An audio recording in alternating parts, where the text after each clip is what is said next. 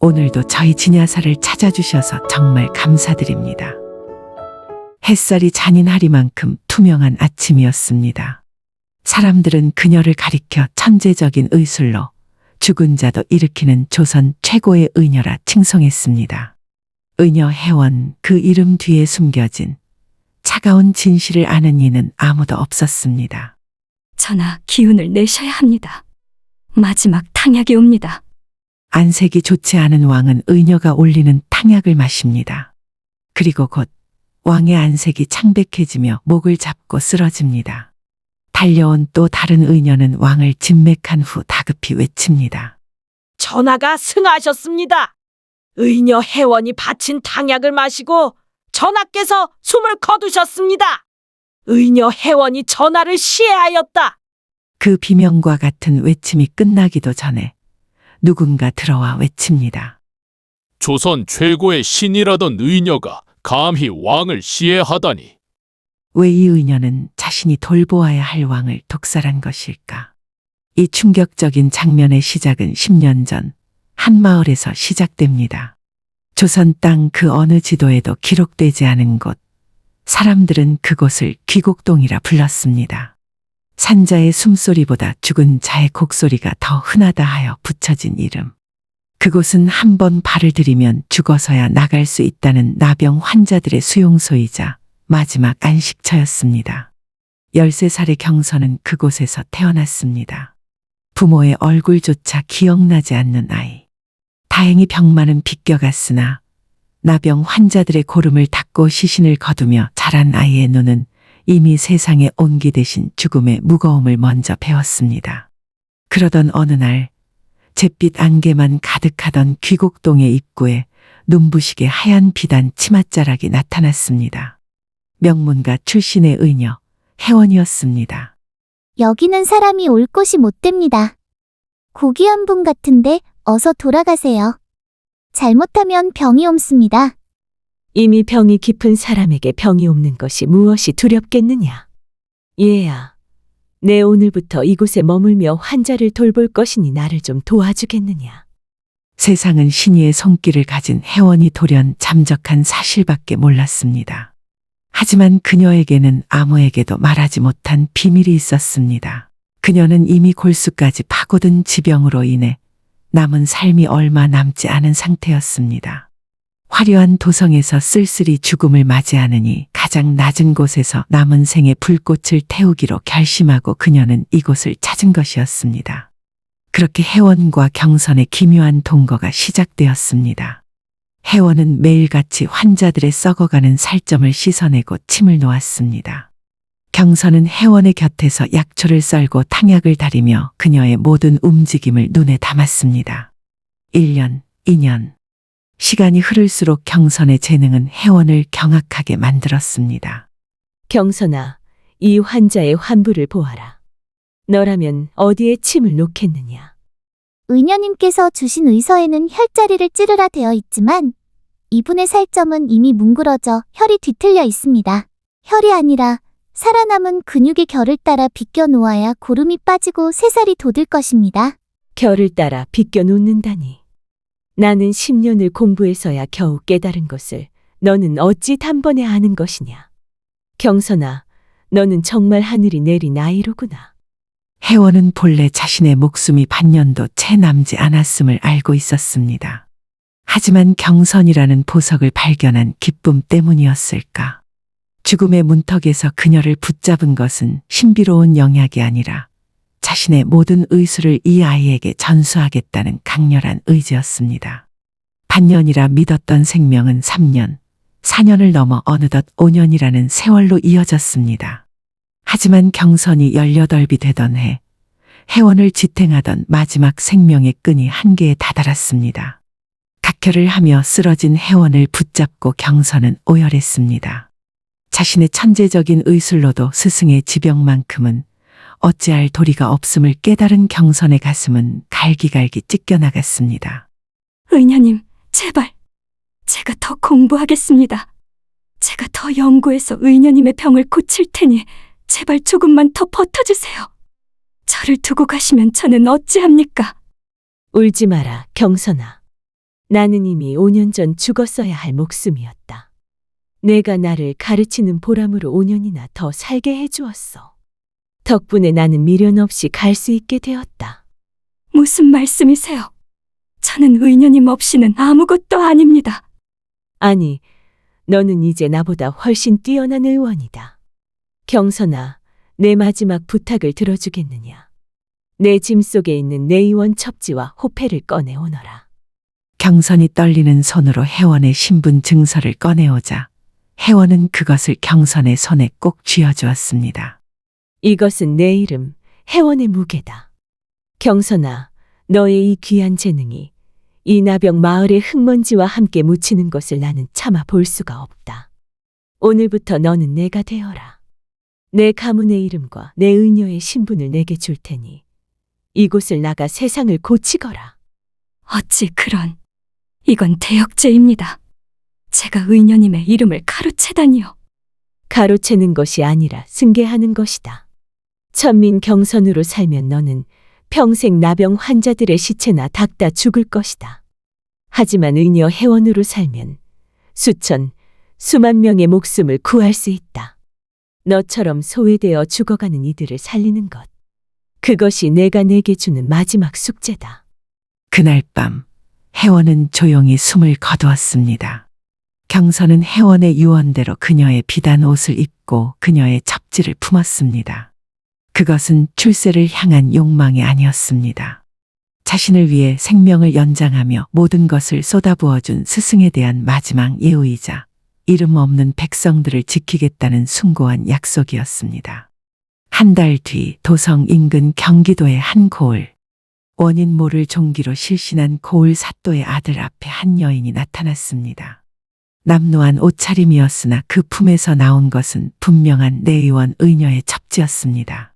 내의원 출신 혜원이라. 어찌 이리 행색이 초라한가? 역병 마을에서 구휴를 마치고 돌아오는 길입니다. 행색이 환자의 목숨보다 중요하겠습니까? 물러나십시오. 제가 아이를 살리겠습니다. 모두가 포기했던 아이의 종기.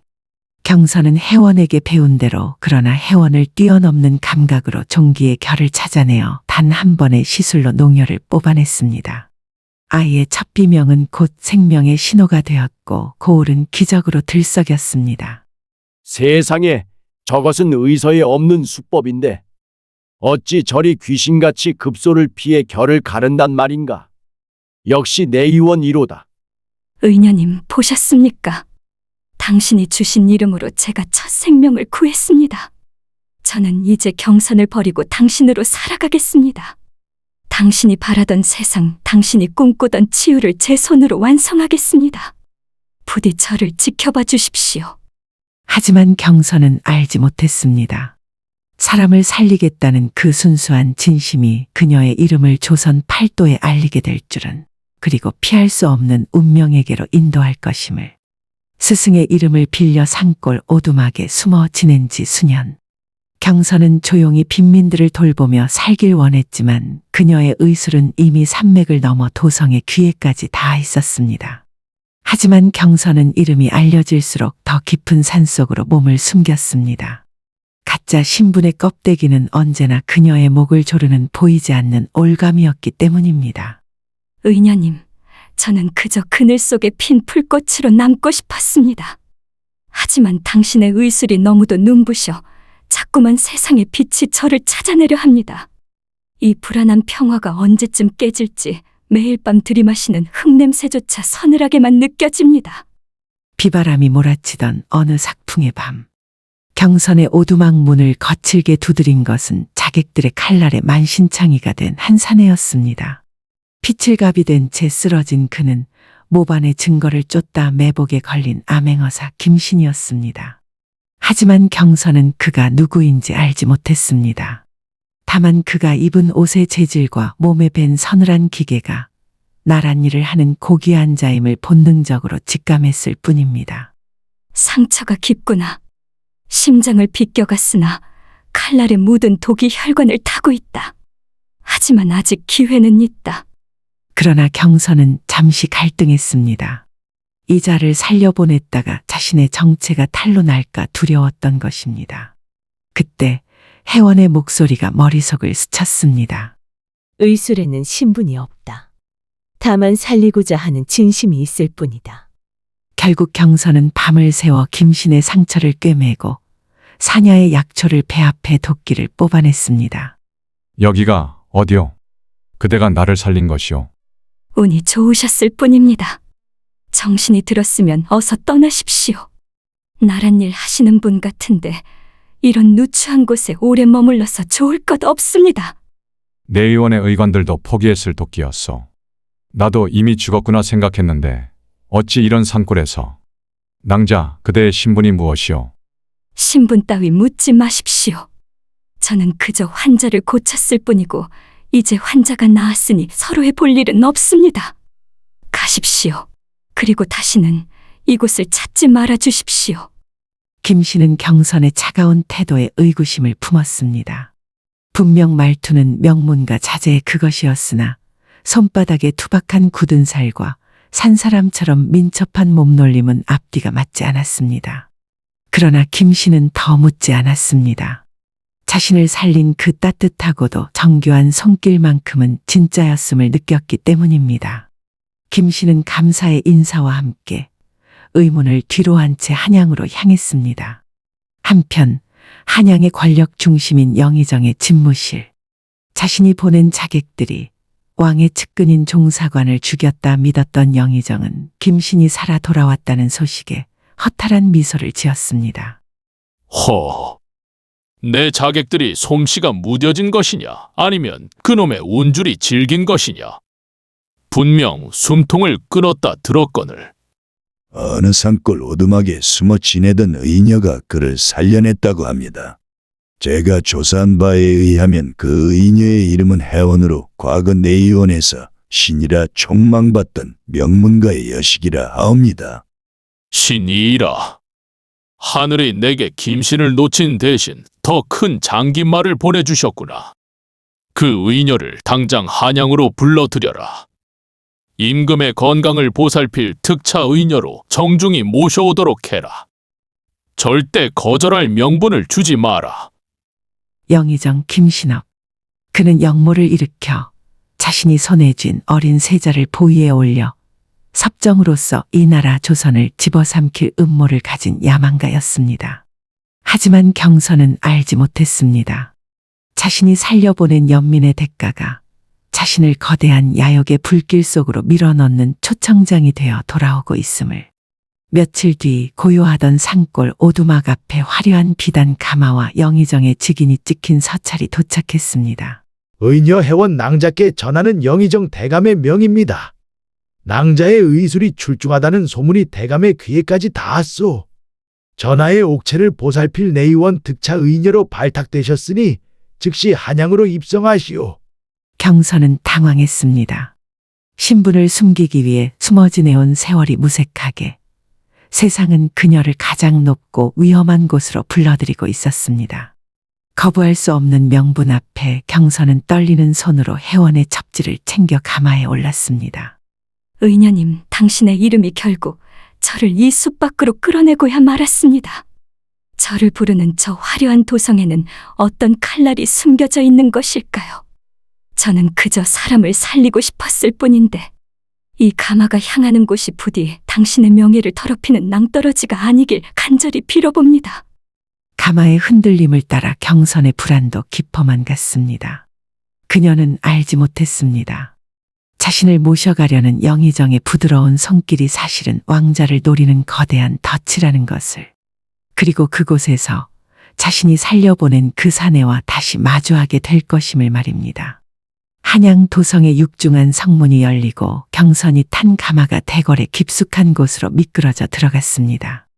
화려한 단청과 위엄 있는 기와지붕 아래 경선은 숨조차 마음대로 내뱉지 못했습니다. 의녀님, 결국 이곳까지 왔습니다. 당신이 몸담았던 궁궐로. 사람들은 저를 신이라 칭송하지만 저는 너무 겁이 납니다. 과연 이곳에서 저는 당신의 이름을 지켜내고 살아나갈 수 있을까요? 하지만 가마가 멈춘 곳은 내의원이 아닌 최고 권력자 영의정의 사가였습니다. 화려하고 장엄한 집무실에 발을 들인 경선 앞에 조선의 실권자 영의정이 인자한 탈을 쓴 채 앉아 있었습니다. 허허, 어서 오게, 해원 낭자.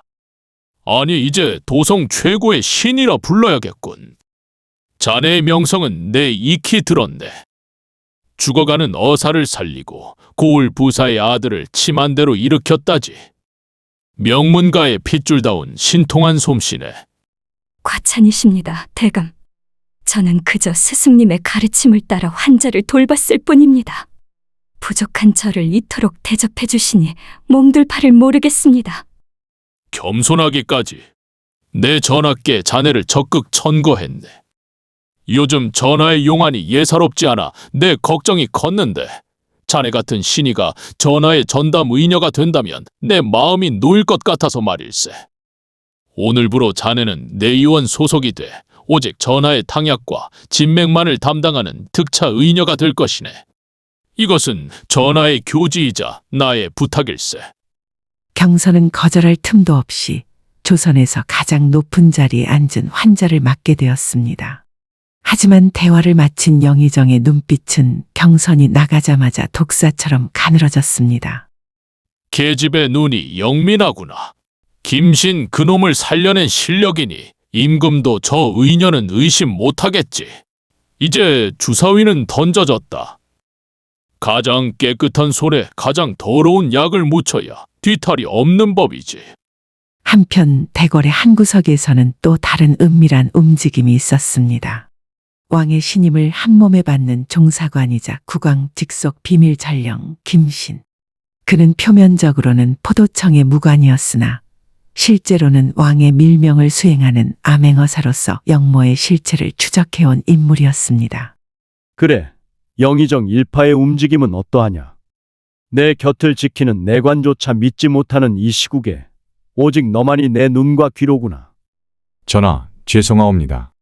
영의정의 사가로 수상한 무관들이 드나드는 정황은 포착했사오나 그들이 어떤 방식으로 어느 날의 영모를 꾀할지는 아직 꼬리가 잡히지 않았사옵니다. 병력을 움직이는 징후는 보이지 않으나 도성 내부의 긴장감이 예사롭지 않사옵니다. 허허, 영의정이 나를 노리는 것은 분명하나 언제 어떻게 움직일지를 모르니. 김신, 너는 계속 영의정 세력의 뒤를 쫓아 내게 보고하거라. 왕과 김신은 영의정의 영모가 무력의 형태일 것이라 짐작하고 성 밖의 병력 이동에만 신경을 쓰고 있었습니다. 영의정이 노리는 것이 가장 신뢰받는 의녀에 의한 은밀한 독살이라는 것은 꿈에도 생각지 못한 채 며칠 뒤 영의정은 경선을 자신의 밀실로 불렀습니다. 그의 손에는 자색빛이 감도는 작은 호리병이 들려 있었습니다. 전하의 체질은 매우 섬세하시네. 하여 일반적인 탕약으로는 기력을 회복하기 힘들지. 내가 북방에서 어렵게 구한 이 보약을 탕약에 한 방울씩만 더하게나. 이것은 전하의 기를 끌어올리는 비약일세. 오직 자네만이 알고 있어야 하네. 알겠나? 대감, 알겠습니다. 전하의 건강을 위한 비책이라 하시니 소홀히 하지 않겠습니다. 보약이라고? 아니, 이것은 보약의 탈을 쓴 치명과 사약의 배합이다. 오장육부를 서서히 무너뜨려 결국 죽게 만드는 지독한 만성 독약이지. 영의정, 당신이 나를 부른 진짜 이유가 이것이었구나. 경선은 전율했습니다. 해원의 이름을 걸고 왕을 보살피러 온 곳이 실은 왕의 사형장이었음을 깨달았습니다. 하지만 그녀는 당장 이를 고발할 수 없었습니다. 증거도 없을 뿐더러 영의정의 권력 아래 자신의 가짜 신분이 탄로 나는 순간 모든 것이 끝장날 것이기 때문입니다. 그날 밤부터 경선의 기막힌 사투가 시작되었습니다. 영의정이 붙인 감시 의녀들이 지켜보는 가운데 경선은 매일 밤 왕의 탕약을 다렸습니다. 그녀는 영의정이 준 독약을 넣는 척하면서 소매 속에 감춰둔 약재 가루를 미세하게 섞었습니다. 대감, 당신이 한치의 어둠을 심으면 나는 반치의 빛을 더해 전하의 숨통을 붙잡을 것입니다. 독이 심장에 닿기 전 그 성질을 중화시켜 소변으로 배출되게 만드는 것이 나의 처방입니다. 제발 전하의 옥체가 견디는 동안 저 음모가 발각되길. 긴장된 하루하루가 지나던 중 경선은 내의원 회랑에서 왕의 호의를 위해 이동하던 김신과 마주쳤습니다. 화려한 정삼품 당상관의 관복을 입고 왕의 측근으로 복귀한 김신을 보는 순간 경선의 가슴이 철렁 내려앉았습니다. 그대는 산골의 그 의녀. 내의원 특차의녀 회원입니다. 소임을 다하러 가는 길이니 예를 갖춰주십시오. 종사관 나리. 특차 의녀라. 영의정 대감이 극찬하던 신이가 바로 당신이었구려. 전하의 전담이 되었다니 다행이요. 하지만 낭자, 이곳은 산골 오두막처럼 평화로운 곳이 아니오. 내 괜한 오지랖일지 모르나 그대가 걱정되는구려. 저는 그저 환자를 고칠 뿐입니다. 나리께서도 나리의 소임을 다하십시오. 두 사람은 짧은 눈맞춤 뒤 각자의 갈 길을 갑니다. 하지만 김씨는 경선이 눈에 서린 짙은 불안과 공포를 일궈냈습니다. 왜 사람을 살리는 의녀의 눈에 죽음을 마주한 자의 공포가 서려 있는가? 동시에 경선은 김신의 존재가 자신에게 구원인지 아니면 자신의 가짜 신분이 탄로날 파멸의 시작인지 알 수 없어 가슴을 쥐어뜯었습니다. 경선은 김신이 왕의 비밀 요원임을 알지 못했고 김신은 영의정의 역모가 경선의 손을 통해 진행되고 있음을 알지 못했습니다. 그러나 두 사람의 인연은 거대한 모반의 소용돌이 중심에서 서서히 엮이고 있었습니다. 나리, 당신을 살린 것이 나의 후회가 되지 않기를. 전하의 탕약 속에 숨겨진 이 죽음의 그림자를 당신이 아는 것이 맞는지조차 지금은 모르겠습니다. 한양의 달은 차가웠습니다. 영의정이 건넨 비약이 왕의 혈관 속에 독리를 박은 지 보름. 경선은 매일 밤 독성을 중화시키는 약재를 탕약에 섞었지만 영의정은 경선이 모르게 이미 수라간의 식재료에도 독극물을 심어두고 있었습니다. 경선은 자신의 의술이 독의 속도를 따라잡지 못하고 있음을 직감하며 매일 밤 마른 침을 삼켰습니다. 의녀님, 제 의술이 독의 속도를 따라잡지 못하고 있습니다. 전하의 용안에 비치는 저 검푸른 빛은 생명이 아니라 죽음의 낙인입니다. 하지만 저는 여전히 이 거대한 궁궐 안에 혼자입니다. 누구를 믿어야 하고 누구에게 이 진실을 전해야 할까요? 어느 늦은 밤 경선은 약재고에서 부족한 해독 약재를 찾던 중 누군가 급히 몸을 숨기는 소리를 들었습니다. 본능적으로 몸을 사린 경선의 눈앞에 나타난 것은 어깨에 깊은 자상을 입고 피를 흘리며 들어온 김신이었습니다. 그는 영의정의 비밀 결집지를 정찰하다 발각되어 간신히 탈출한 직후였습니다. 나리, 이 밤중에 어찌 이곳까지? 상처가 너무 깊습니다. 조용히 하시오. 내 의원에 알리면 안 돼요. 지금 대궐 안엔 믿을 놈이 하나도 없어. 경선은 김신을 약재고 구석에 앉히고 서둘러 지혈을 시작했습니다. 김신의 관복을 찢어 상처를 살피던 경선의 손이 멈췄습니다. 김신의 품 안에서 툭 떨어져 나온 것은 오직 왕의 밀사만이 지닐 수 있는 국왕 직속 비밀 심표였습니다. 이것은 전하의 문양이 아닙니까? 나리, 도대체 정체가 무엇입니까? 단순한 포도청 종사관이 아니었단 말입니까? 맞소. 나는 전하의 눈과 귀가 되어 역모를 쫓는 어사요. 하지만 낭자 또한 평범한 의녀는 아니지 않소. 산골 오두막에서 보았던 그 예리한 손길. 당신은 지금 이곳에서 전하를 지키고 있는 것이오. 아니면 무너뜨리고 있는 것이오. 약재고의 좁은 틈 사이로 촛불이 일렁이며 두 사람의 그림자가 흔들렸습니다.